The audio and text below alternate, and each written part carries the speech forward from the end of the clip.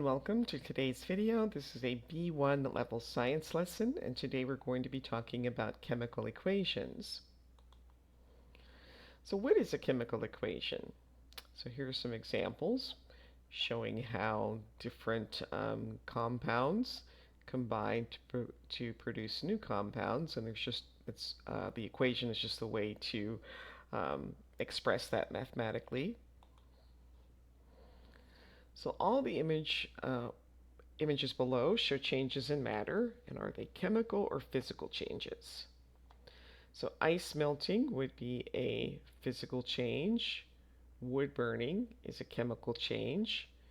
Food digesting is a chemical change. Salt dissolving in water is a physical change. Tearing a piece of paper into smaller pieces is a physical change, and iron turning to rust is a chemical change. So now complete each sentence describing a chemical reaction with the verb in the correct form. You can pause the video, try that on your own, and then restart when you're ready to check your answers.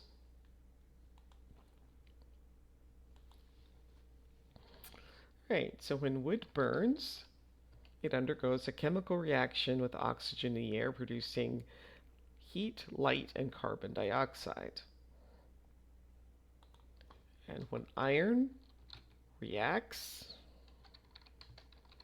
with oxygen and moisture in the air, it forms iron oxide or rust.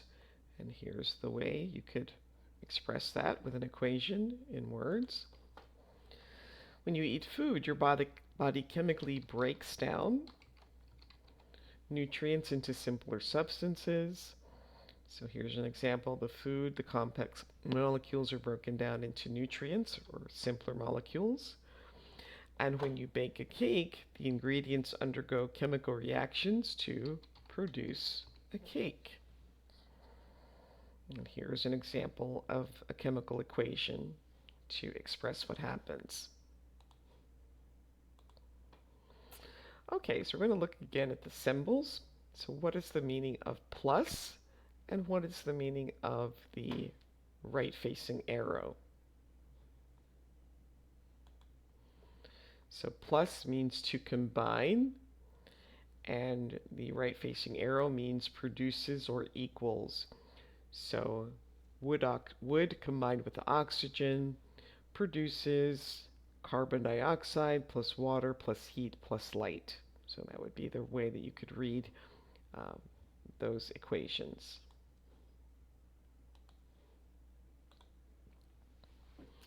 All right, a chemical reaction is a process in which some substances change chemically into different substances.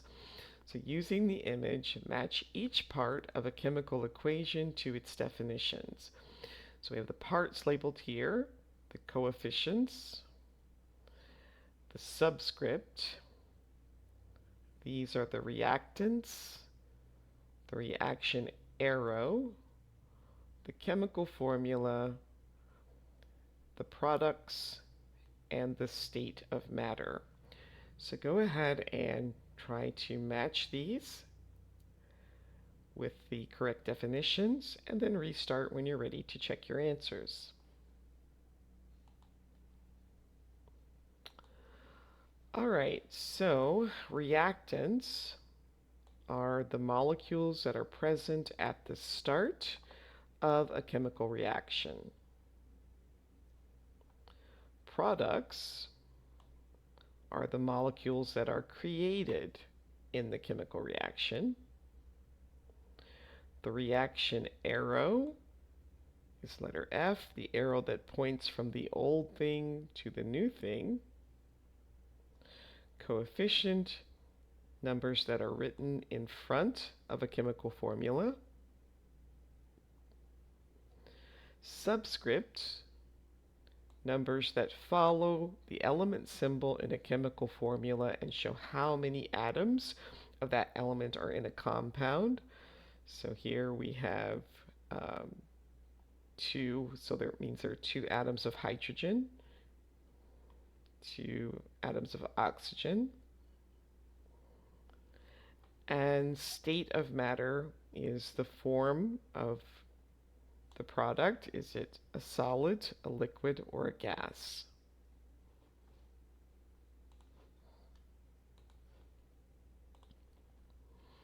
Okay, so we can read chemical reactions in a specific way. So here we have calcium plus chlorine equals calcium chloride. So calcium combines with chlorine to produce calcium chloride. A number can go in front of the molecule if there are two or more. So here, one methane molecule reacts with two oxygen molecules to yield or produce one carbon dioxide molecule and two water molecules. Okay, the state of an element describes which form it is in. Which symbol represents a solid, a liquid, or a gas, which means dissolved in water. So AQ means dissolved in water, G means gas, L means liquid, and S means solid.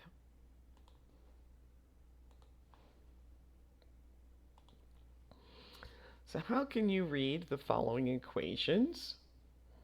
And here we have the first one. So go ahead and try each of these on your own and then restart when you're ready to check your answers. Okay, so an aqueous solution of hydrochloric acid reacts with an aqueous solution of sodium hydroxide to produce an aqueous solution of sodium chloride and liquid, because of the L there, liquid water. Number 2, copper metal is heated with oxygen gas to produce the solid copper oxide. Number 3, gaseous propane burns in oxygen gas to produce gaseous carbon dioxide and liquid water.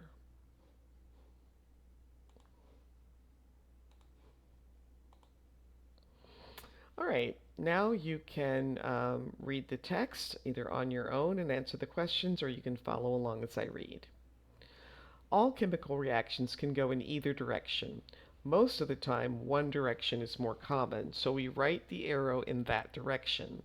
However, many reactions happen in both directions, creating an equilibrium where the reactions are taking place, but there is no net change in concentration from one side to the other. This symbol is used to show this. There are many examples of chemical equilibrium all around you. One example is a bottle of fizzy drink. In the bottle, there is carbon dioxide, or CO2, dissolved in the liquid. There is also CO2 gas in the space between the liquid and the cap. The CO2 continues to change from the liquid to the gas phase and from the gas phase into the liquid. However, if you look at the bottle, you cannot see a change. The system is in equilibrium. All right, so what does this symbol mean? Well, it means that these are in equilibrium. And what is an example of chemical equilibrium? Well, they gave the example of the fizzy drink, the carbon dioxide, and the liquid. And when a substance is in equilibrium, is it changing? Well, there is a reaction happening, but the net change, there is no net change from one side of the equation to the other. Now read the text about molecules and answer the questions. Molecules are tiny particles that make up everything around us, like water, air, and even our bodies. They are made of even smaller parts called atoms. Atoms are like building blocks. When atoms join together, they form molecules. Imagine atoms as different types of Lego blocks and molecules as the creations you build with those blocks. The way atoms join together in a molecule depends on the type of atoms and how they bond. So which statement is true? Molecules are made of atoms bonded together in different ways.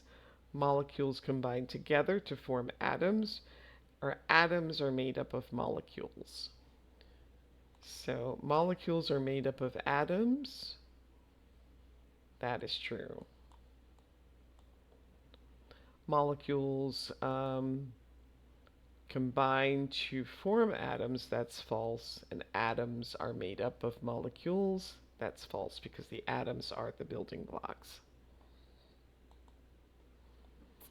All right, covalent bonds. Again, you can read the text on your own and answer the questions and then restart, or you can follow along as I read.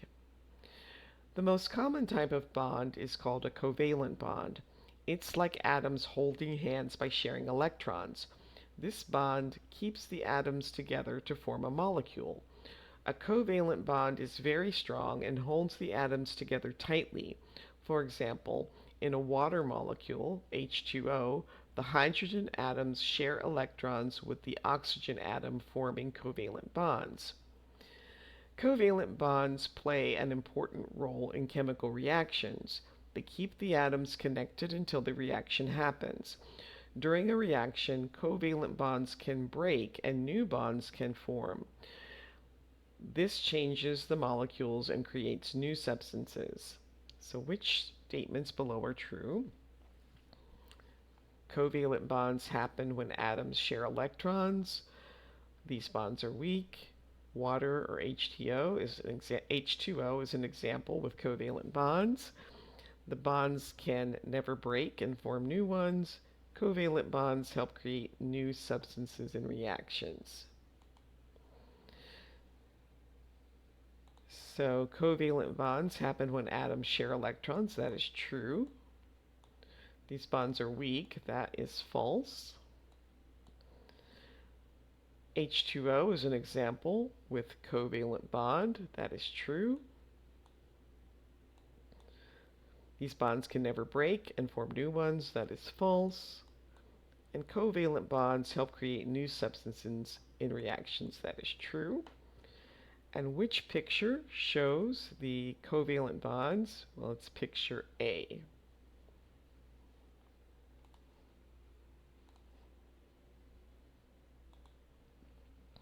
All right, now read the sentences and match the words in bold with their definitions. Again, you can pause the video and try this on your own, or you can follow along. When vinegar reacts with baking soda, it makes bubbles. So react.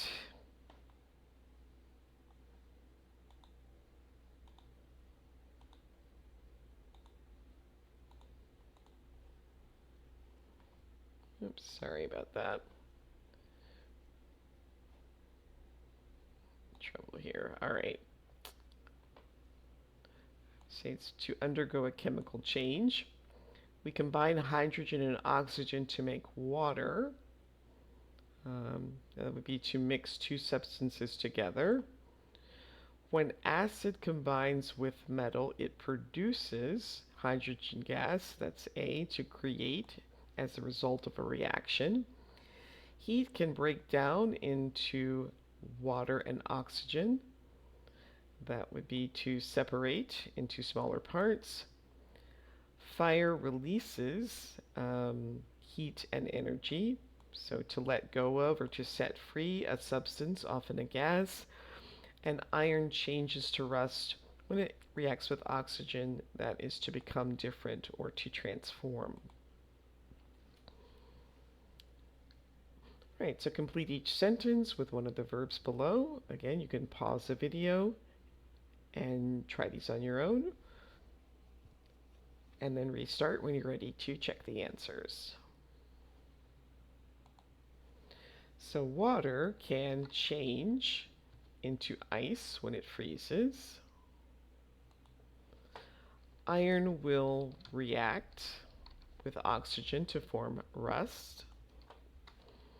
If you combine hydrogen and oxygen, you get water. When you shake a soda bottle and open it, it releases gas. Your stomach uses acid to break down food into nutrients. And burning wood will produce heat and light. This one is a matching, so read the sentences and match the bold words with their definitions. Hydrogen and oxygen atoms bond to form water. That's to join or stick together in a chemical compound.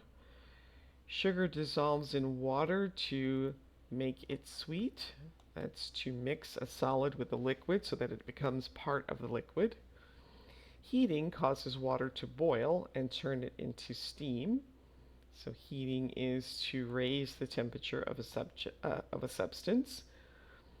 Cooling water turns it into ice. That is to lower the temperature of a substance. Iron oxidizes when it is exposed to air and moisture. Oxidizes is to react with oxygen. And enzymes catalyze reactions in the body. Catalyze is to speed up a chemical reaction.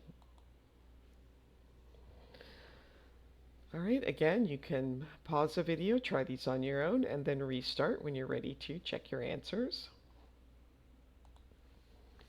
So salt can dissolve quickly in warm water. If you heat water, it will boil. After cooking, you should cool the soup before eating it. Atoms bond together to form molecules. Enzymes in our bodies help to catalyze chemical reactions. And apples oxidize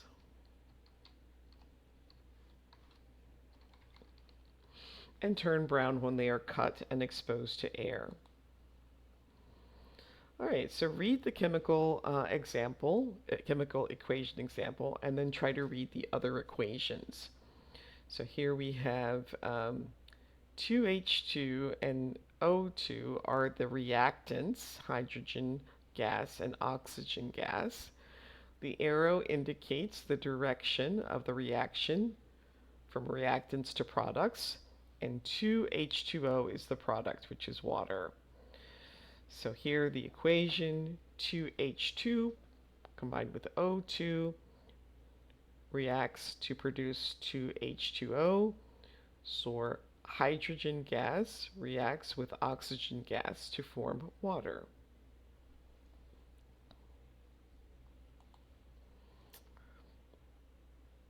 All right, so here we have CH2 plus 2O2 produces CO2 plus 2H2O. So CH4 is methane. So methane reacts with oxygen to form carbon dioxide and water. 6CO2 plus 6H2O plus light produces C6H12O6 plus 6O2, and they're telling us this is the reaction known as photosynthesis. So we would say carbon dioxide and water and light react with sunlight to produce glucose and oxygen. Here we have 4Fe plus 3O2 produces 2Fe2O3. So Fe is iron. So iron reacts with oxygen to form iron oxide, which is commonly known as rust. And finally, Na plus Cl2 produces 2NaCl. So sodium reacts with chlorine to form sodium chloride, which is commonly known as table salt.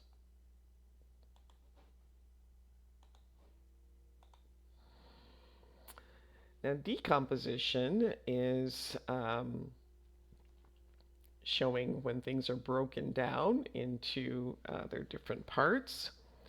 So here we're starting with the product and showing, breaking it down into the individual elements. So 2H2O2 is the product, and the arrow indicates the direction of the reactions from products to reactants. So 2H2O and O2 are the reactant. So hydrogen peroxide breaks down into water and oxygen.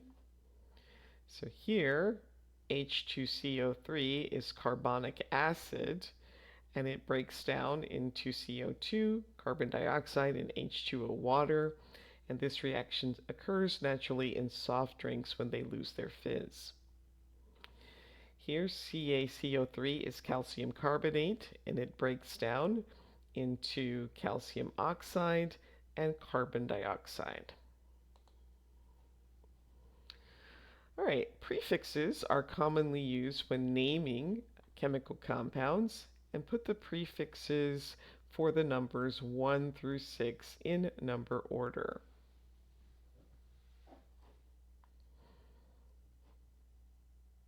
So tri would mean 3, mono is 1, di is 2, tetra would be 4, penta is 5, and hexa is 6.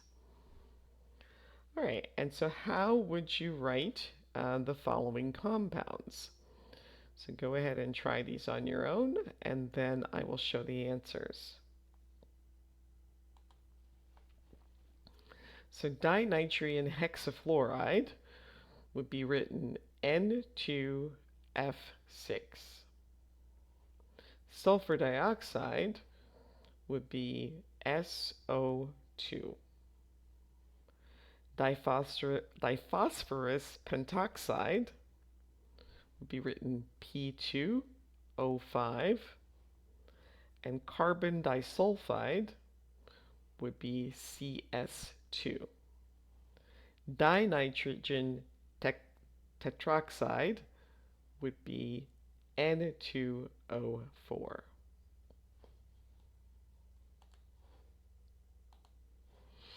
All right, and that brings us to the end of today's video. Please like, subscribe, share, leave a comment, and I hope to see you next time. Thanks for watching. Bye.